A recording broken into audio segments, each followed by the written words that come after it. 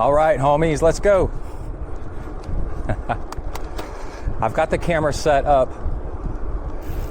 in single lens only, so not 360 for a few of these video shots. You can tell because there's not an inclinometer, whatever it's called, at the bottom center of your screen. And then also, oh, we're gonna have some headwind.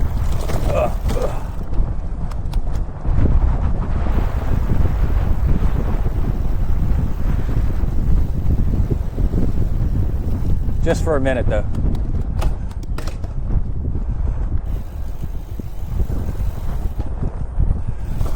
Also, I'm leaving on a whole bunch of the metrics on the up and around the side of the screen.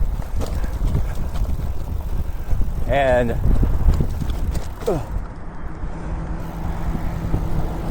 it's a bit of laziness. I'm doing it on purpose so I can get more videos out.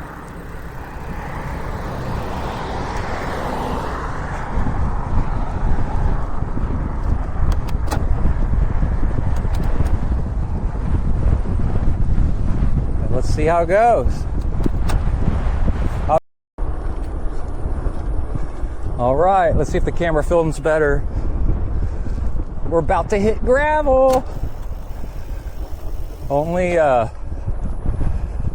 14 minutes in. That's pretty good. The last thing I shot, the camera was all washed out with white, overexposed. Boom. Tire pressure's a little low, which will make this feel nice.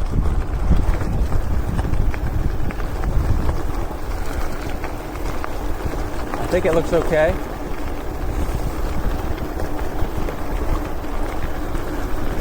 I can't tell. Woo. Okay, I got my foot out, drifted.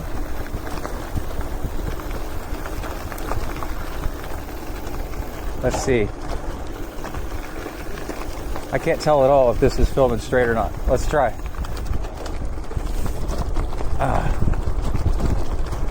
I just don't have faith in it since it messes up all the time. Can't be doing this in a race.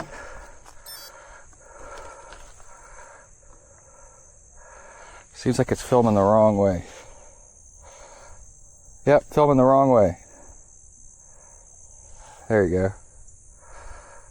Wow. That is unsat. You can't be doing that, dude.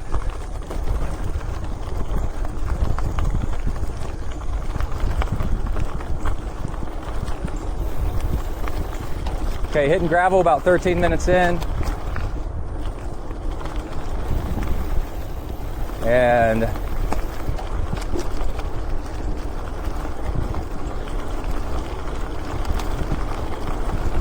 let's see, I'm gonna try the auto pause thing.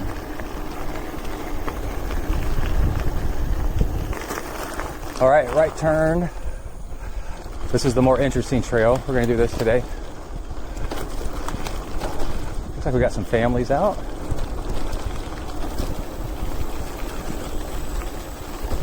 Hello.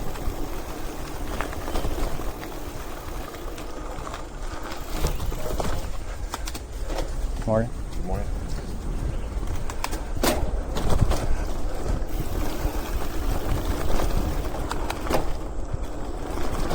So the odd thing about this trail is I think they paved it with chunks of old asphalt and chunks of sandstone or something. Although they're red, they might have iron or them. But chunks of asphalt, whatever.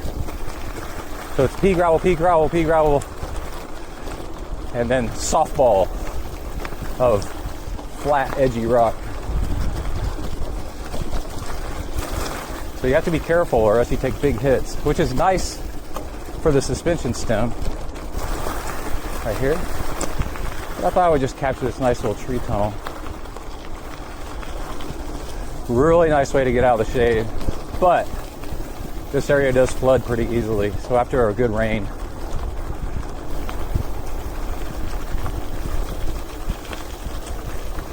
you will be in it. Let's try. It's not too bad.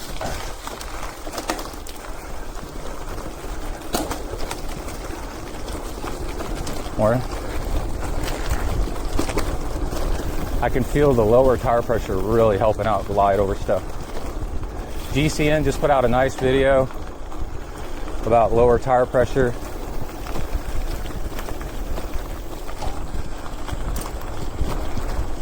And what was interesting was cheaper tires, if the pavement surface, the road surface was good, like smoother, faster tires, ones that are known to have better less rolling resistance, those are faster. But if the surface got rough enough,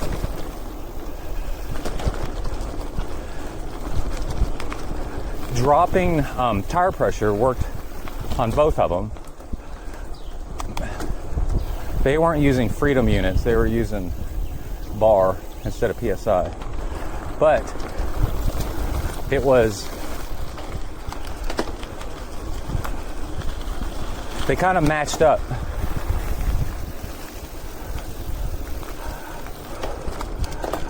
And cheaper tires that don't roll, aren't as supple, ended up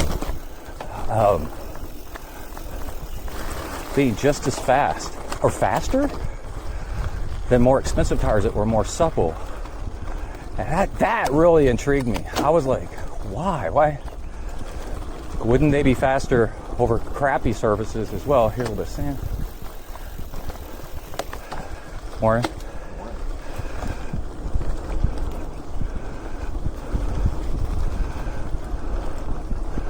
I think just like with quantum physics, quantum mechanics, things act differently at different sizes, at different scales, in a different environment. So, does the less supple tire act kind of like change the really rough, nasty, cobbly crap into a smoother road surface by some weird way? At some point there's a threshold where that's actually faster.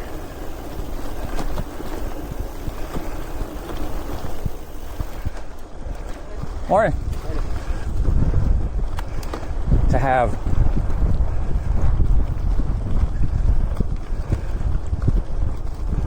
crappier tires.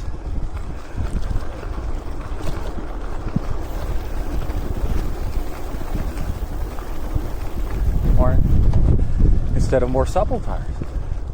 Pretty interesting. Is this a Borzogi? Whatever. What was I? We used to have a Greyhound. It was an amazing dog. Morning. Very pretty dogs.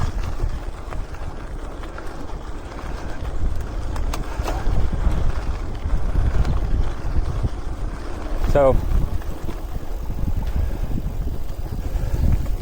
there are, and then the tires are tougher so they don't flat as easily because they're like thicker or something like that. And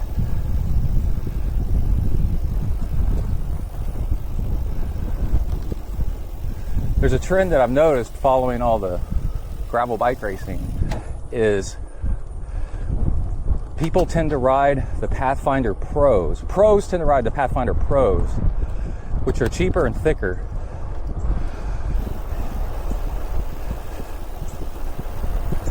And might be getting better results with them than with the there's Pathfinder, there's specialized S-Works Pathfinders, which are a little bit thinner and quote-unquote faster because they're more supple. Kai rides those and he gets flats on them. And, there's nothing slower than a flat. Interesting, eh? All right. We will be right back. Down to the Navasota River. Stop recording. All right. We are about to head. I got a car back. About to head into the woods over a cattle guard. Look at this. So pretty.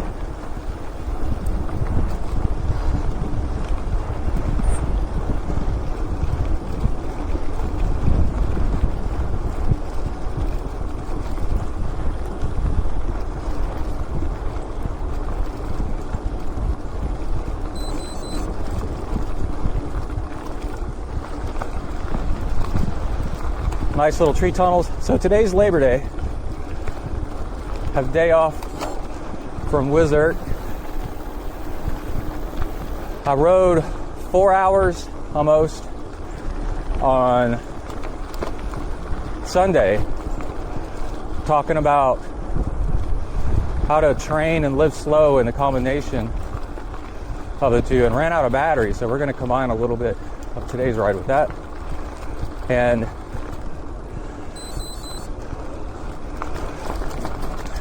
ooh, got a car back. I thought I'd capture a little bit of the beauty here of this section I rarely get if I go the other way.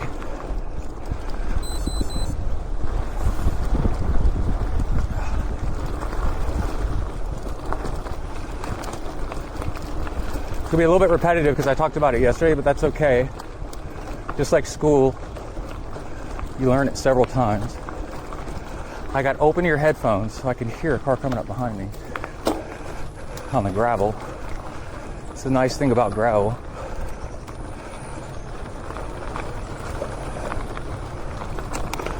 A big work truck right here.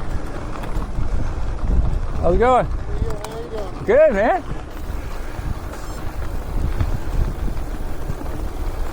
He's probably like, what the F are you doing? I'm just turning around. This place floods really bad back here. He's turning right.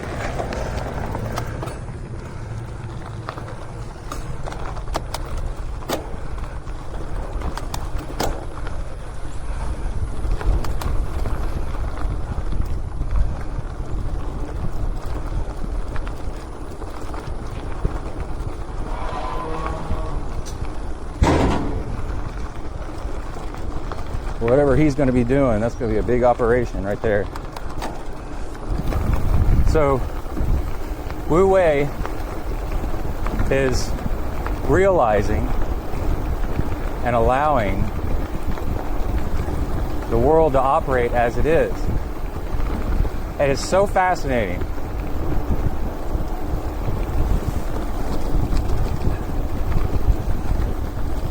I could say, for example, if you do something long enough, you can see that things come and go. So fashion, you know, work. Well, let's stick with fashion for a second. You know, bell bottoms, I don't know. High-rise shorts, low-rise shorts, jammers, I don't know. All kinds of fashions come and go, long hair, short hair, right? Just keep recycling the same stuff. And then, like at work, there'll be a new mandate about something. And I've been, the upside is you realize what's going to stick and what's not. And then, of being at a place for a long time. Downside is, if you've been at a place for a long time, they take you for granted. But you get really, upside again is like you get really efficient at your job because you've seen it all before. And there'll be a policy, you know, that seems really draconian. And you're like, yeah, that ain't gonna last. Like, how do you know? It's like, Oh, they tried it before. It's not really doable. All right. I'm going to turn off the camera and pick back up when we get to some more interesting terrain.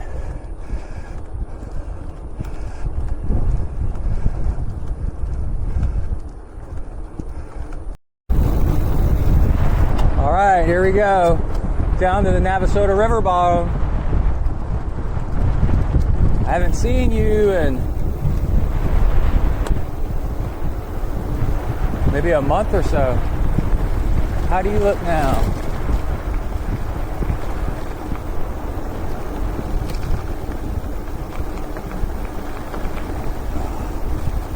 Looking good so far. A lot of times it's flooded lately. Y'all seen a bunch of that.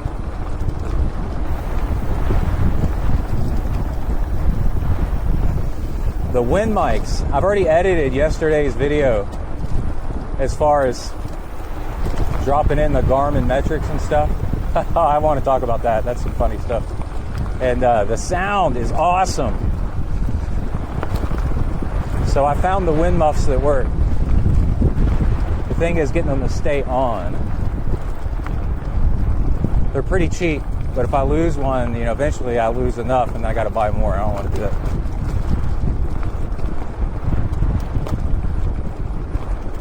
Road's pretty smooth today. Maybe they bladed it.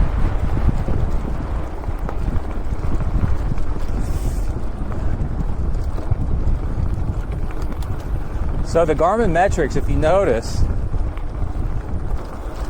Insta360, which is the brand of the camera I'm using, it'll overlay your Garmin metrics, like power and watts and all kinds of stuff. Oh, there's some people down here fishing. Let's see. Oh, animal in the bushes.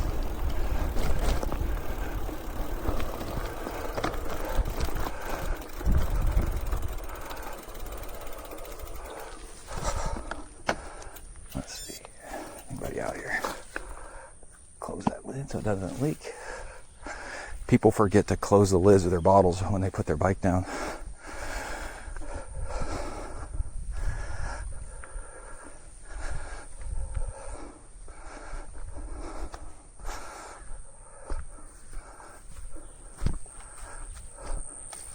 There's somebody fishing.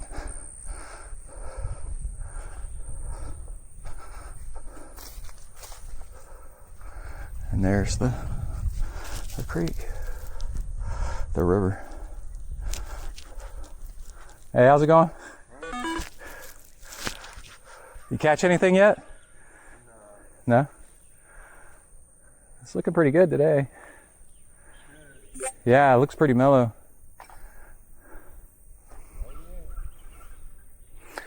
I was out here a few weeks ago and there was an alligator on that sandbank right there. Yeah. He was about that long. I know they're in here because I saw them on the other end over there off 30. Yeah? Yeah. All right, cool. Have a nice day. Yeah, you can tell he's enjoying his day and doesn't need to talk with other people. Plus it scares the fish away. So what's funny about the Garmin metrics is there's something about the Insta360 that if you pause, it's supposed to match right up. So as you're pedaling, the watts and everything matches exactly. But there's some sort of bug, and I have faith that they're going to fix this because they fix other bugs relatively quickly.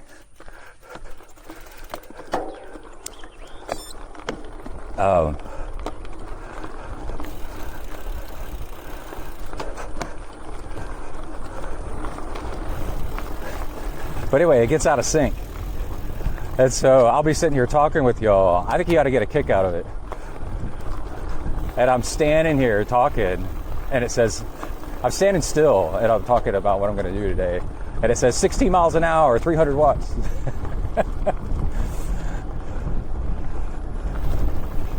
Cadence, 88.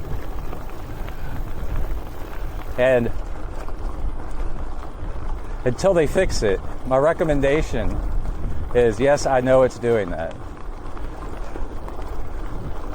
One, I know it's doing that, and B, we can use it as practice to not get too attached. There's still value in it. It's if I was doing 16 miles an hour, because there's incline on there as well, slope. You know, at a 6-degree slope, I would be putting out 300 watts. Yeah? And it's kind of like those videos where there's the content on the video, and then there's cars crashing at the bottom and jumping off cliffs and machines slicing through things perfectly. Use it to control your ADHD. If you're a cyclist, especially if you're a triathlete,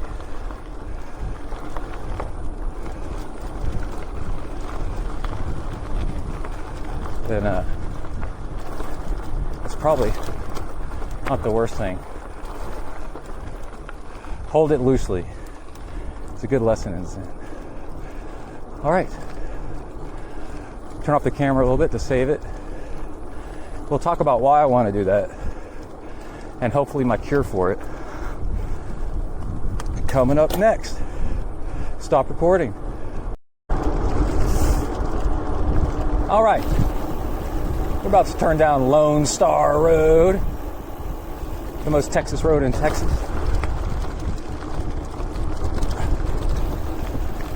So what I would really like, I've realized after getting the camera, and the Zen approach of doing something new, like getting the camera and trying to film, is to hold loosely and kind of, you don't know what you're gonna like and what you're not gonna like until you start doing it. And then I realized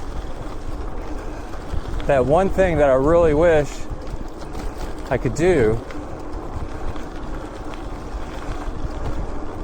is the whole ride have the camera on standby. And then when the camera's on standby, I can just press a button and it'll start recording. In fact, I kind of need to do that right now. Okay, now it's set up. I have to do it once manually, and then after that, I can do it kind of semi-auto. So,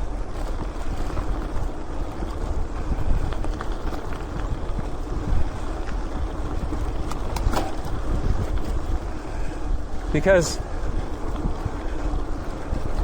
if it's on standby mode,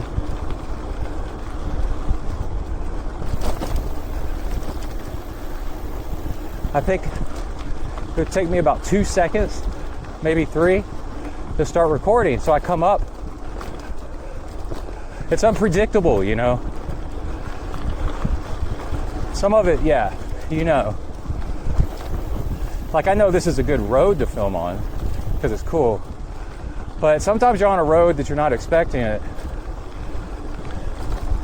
and you want to hit record. Or let's say there's a traffic incident, or somebody's yelling at you, or whatever.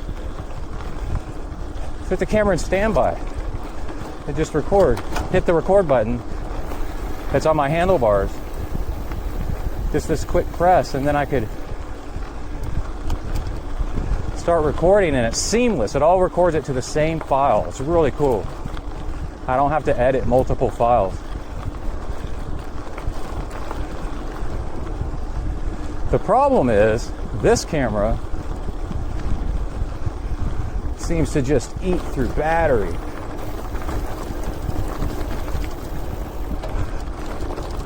Like, I have an hour of standby. And on a 4-hour ride, that ain't enough.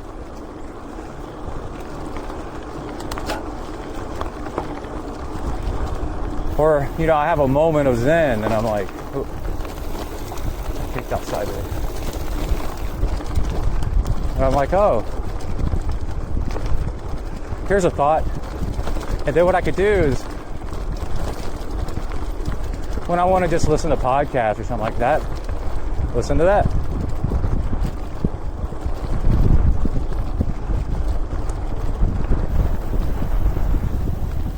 I'm wondering if this is going to turn into a road, a real road someday.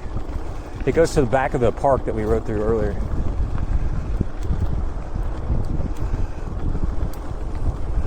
I think it's almost 2 miles long. It's pretty great.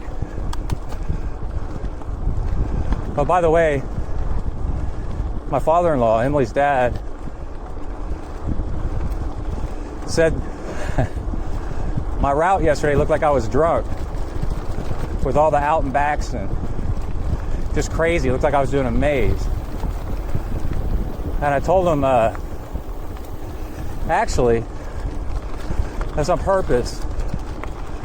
I've learned there's two things when you do long distance riding is you don't want to be too far from home in case you have a problem and you need rescue. And you want a loved one to come pick you up.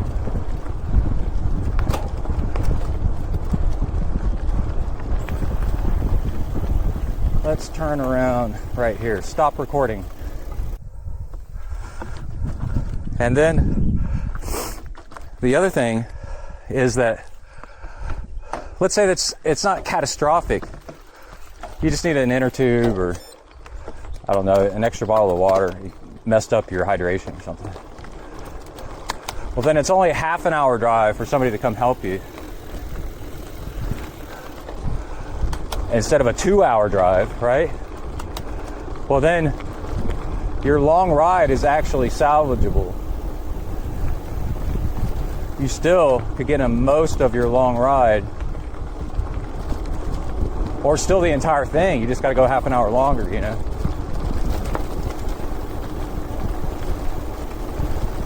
So over 20 years of, 25 years now, I guess, of endurance bike training, I've learned that trick. And then you save the really long loops. Kai likes to do really long loops. He's like, I don't like the out where you go out and back and turn around all these times. And I'm like, yeah, but I found an upside to that. Every downside has an upside. It's slowing down and then re-accelerating is really good practice. And it's good bike handling skills to do a tight U-turn.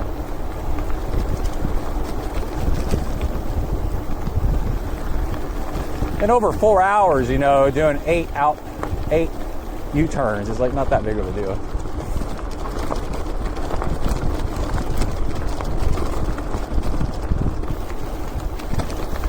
But anyway, with the recording issue, man, I don't want to do it, but I might end up getting extra batteries, and then I can plop a new one in. But then you're running risk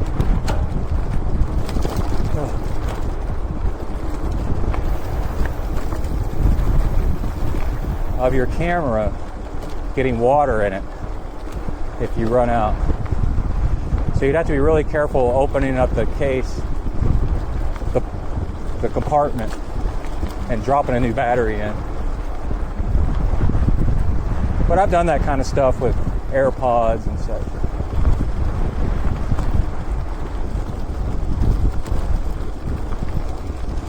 So we're almost an hour in. I should be halfway done with this bottle. I am not. So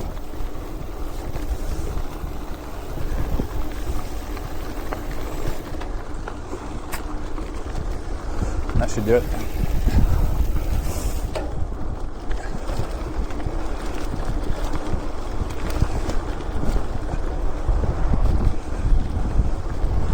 There was this little video clip I saw about the making of some movie, like Train Spotting, or not Goodfellas. Maybe it was good. No, was it Goodfellas?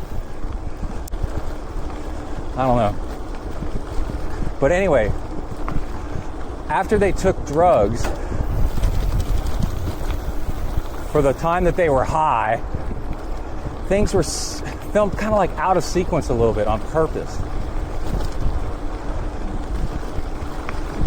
It didn't like quite make sense of what came first and what came second. And it was done on purpose to show you, to make you feel the disorientation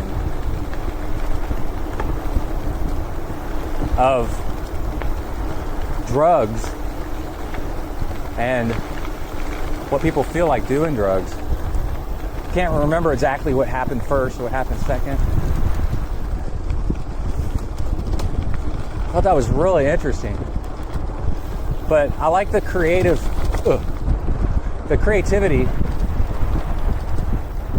I'm gonna turn here.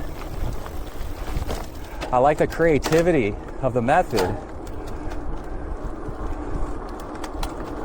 So like today's video that you're watching on YouTube is going to be a mix of different days, different times maybe. Might not. It depends on how I throw it together.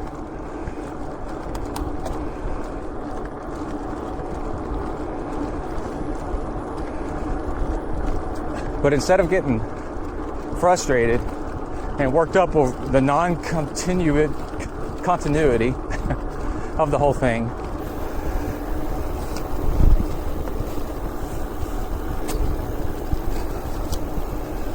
you can view it as like, this is what it's like biking 2 long days over a long weekend. It all just kind of blurs together. And since it's all the same effort, zone 2, and just going with the flow, it doesn't really matter.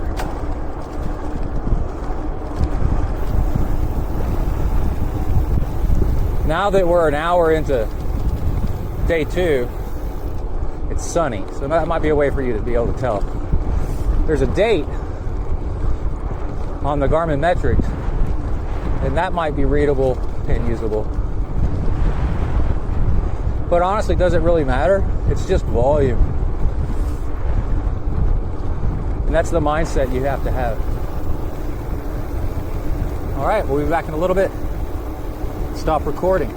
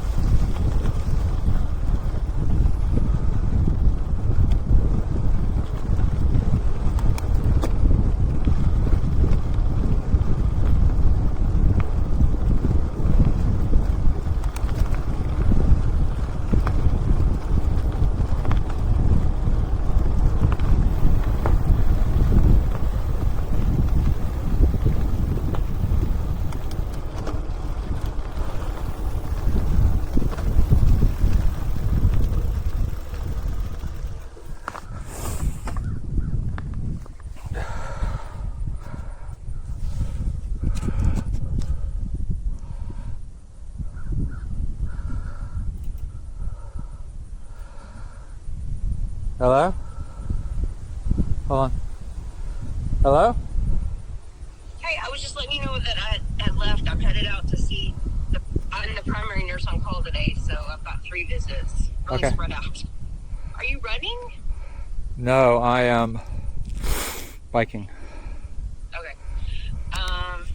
Kyle was making breakfast when I left, and Kylie was getting ready to go to work too. So he's staying again tonight, as far as I know, and then we can figure out dinner later.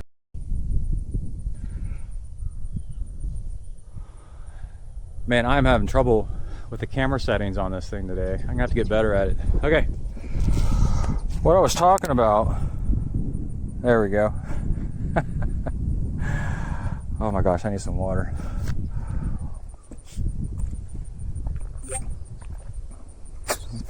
I just recorded a really cool section of road and it didn't come through, which is fun. Let me go ahead and start this. Bring it back. Hello, are we recording? Yes, we are. That pond of water right there might be the quarry for some of the stones for the seawall. I'm not sure. And we need to drink a little bit of fuel. It's getting sunny, kind of hot.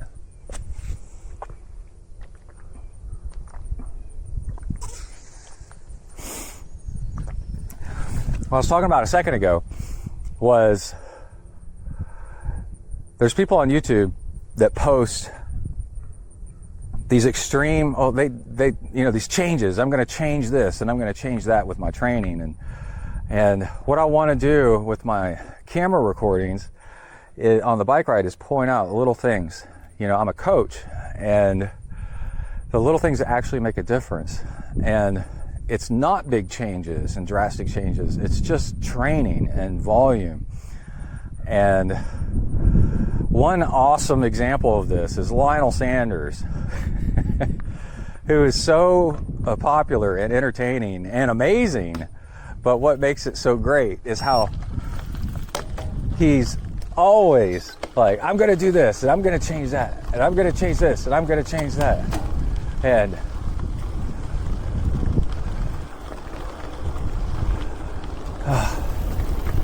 so many of us know, just leave it alone, dude. Just train. When he said he was going to quit training with others, that was actually a good one. But with Zen, it's taking away, removal. Just basics, right? And I'm picking up a lot of headwind. So I will be right back with some more tips here in just a second. All right, while we're going uphill. By the way, I saw this question. Which way do you like to ride your routes? Clockwise or counterclockwise? And people were giving their opinions. And then I mentioned something that a lot of people don't think about. If you do a lot of riding and you want to live to ride tomorrow, if you live in countries where people drive on the right-hand side of the road, you want your routes to be clockwise with right-hand turns. Because if you turn left, you're turning across traffic. And I rode one of my favorite routes, not clockwise, but counterclockwise the other day, and it was obvious.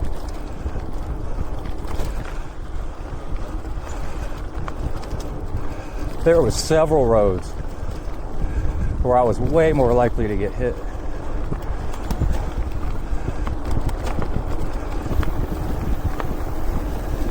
So this is the town of Milliken.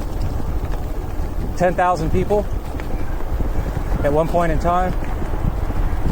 It's a gravel roads grid. It'd be insane to have a gravel crit course through here. The people would not tolerate it. But it would be awesome. All the roads are gravel.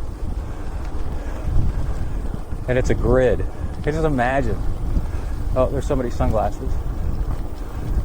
Let me go back and stop. See if they're Kai's. He's one of the few. No, he doesn't ride gravel. This weekend, he didn't bring his gravel bike. He's on his road bike.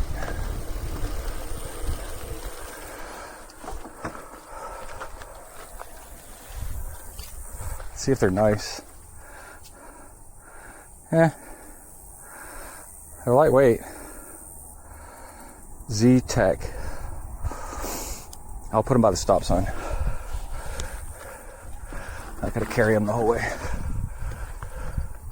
Maybe somebody will want them.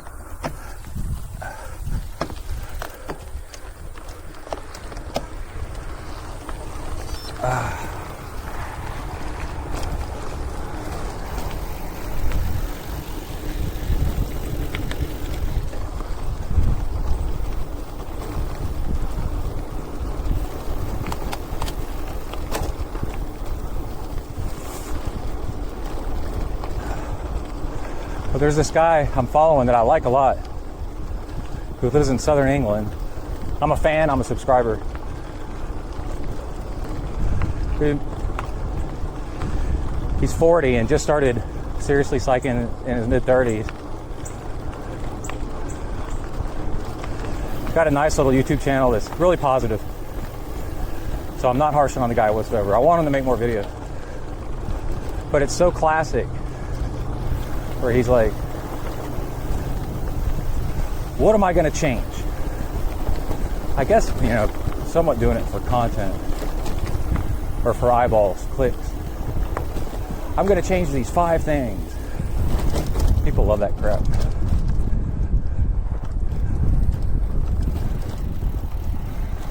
Okay, sunglasses, you're going right here. Have a good life. Somebody will see you and pick you up. It's close to where you were dropped anyway. And then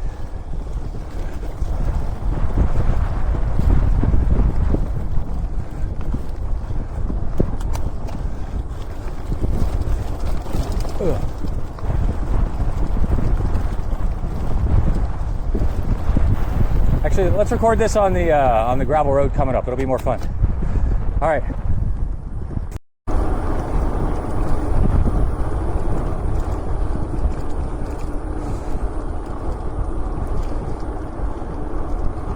All right, nice little tree tunnel we went through there.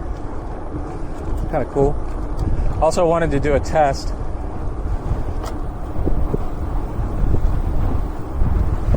To see which way this stupid thing was recording.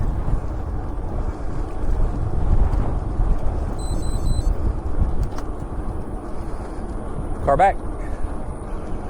All right.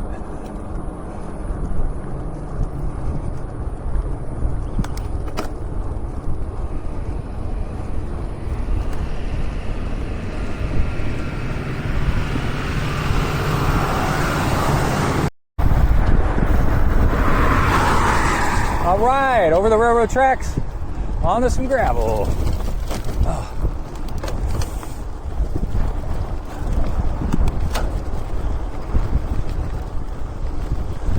Gonna take a right up here. What's the name of this road? I forgot. Kai holds the comm on it. Took it from me. Ward Road. Might have a bit of a tailwind. Be kind of nice. Look at this. Isn't this pretty? So this is like I want to have the camera in standby and record stuff like this. Or back on the road I was just on that y'all missed. It was just pretty and a good example of riding on a high-speed highway with no shoulder. Throw some adventure in with the video. Anyway, this guy, God, I wish I remember his name. I've chatted with him in the comments. Like, I like him. But he's like, I'm going to do this. His latest video is he DNF'd at a European transcontinental, multi-day bike race. Kind of like the Continental Divide, but across Europe. I'm guessing it takes like 5-6 days. I don't know.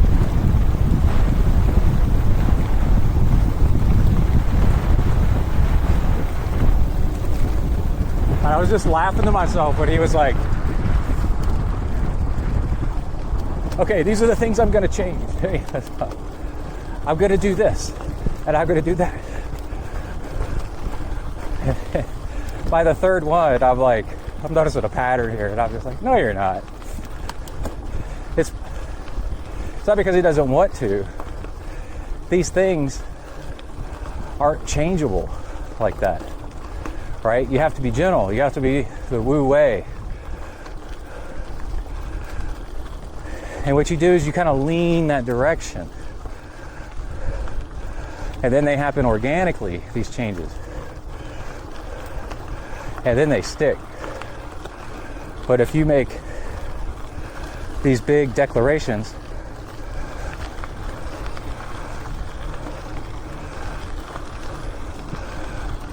then you're trying too hard. I had a whole lot of Wu Wei is not trying too hard, because you can't force things. It's the art of not forcing things. You take advantage of things as they come your way. And life's always changing. And so opportunities are always coming your way for you either to hold or let go. Hold, let go. Hold, let go.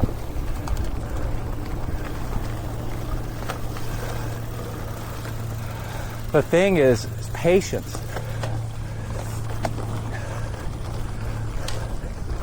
And the real thing to optimize and to really work on is streamlining where your gear is, and you're fueling, how to make fuel for cheap and quick and easy. Like, all my fuel is in easy cans. It's already pre-measured scoops, and I've spent the time knowing exactly how many scoops of what per hour. And if I want to do 4 hours, I do 4 of them. That's it. No thinking, effortless. Go with the flow.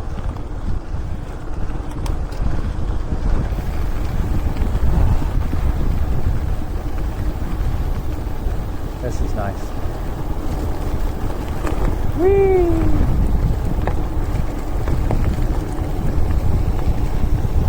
A little bit of speed. You can think of this as a dead animal, it's just a branch.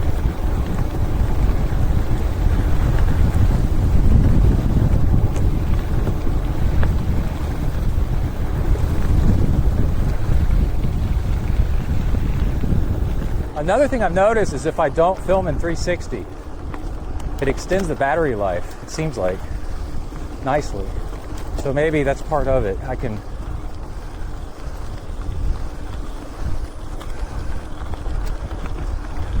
get more out of it. I won't be able to pan, like in some of the videos from yesterday, that's in the same whole long shoot. Pan right, pan left, you saw me do that. But I don't know.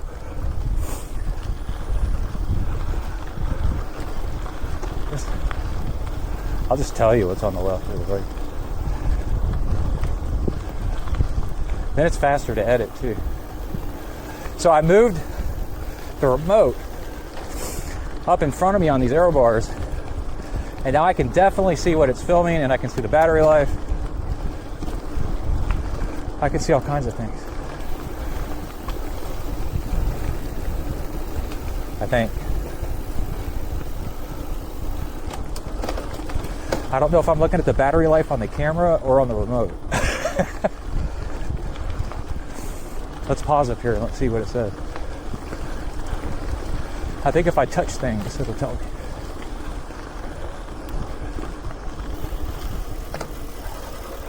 And I'm burping a little bit, so I could definitely use some water. Okay.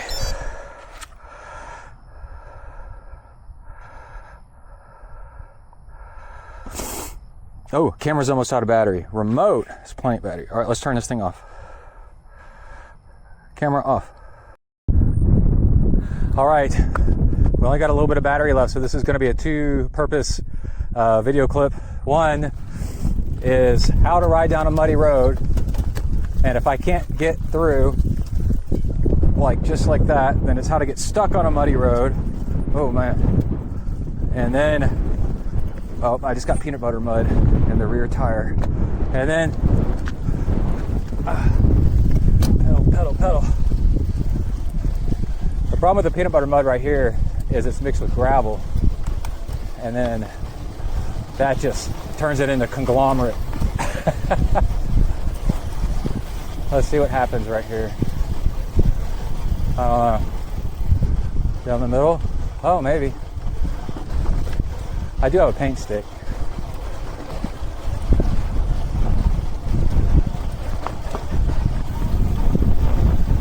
And then I want to talk more about that guy. So what happens is, let's do some paint stick. Yeah, look at that right there.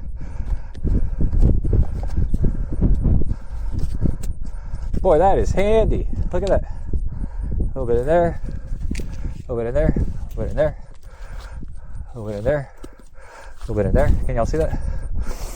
And it's like, no, you're not going to do all those things that you think you're going to do. What actually works? Well, you'll constantly be changing, you know. I'm going to do the Blackwood Morton thing is shove it in the back of my, oh, that's way better now. Back of my jersey pocket.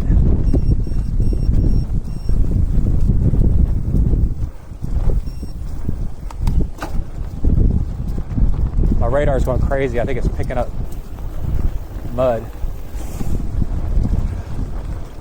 Well, that's the first time I've really used the paint stick in mud. Peanut butter mud. That worked. But I mean, that was just a short, it was like 10 feet. Here comes a bad section right here. What should I do? Should I walk it? One thing people do is on purpose, they let it get wet. Yeah. But the trick with long distance cycling is to quit doing all kinds of different things and just ride. Ride, and then, speaking of Lachlan Morton, Lachlan,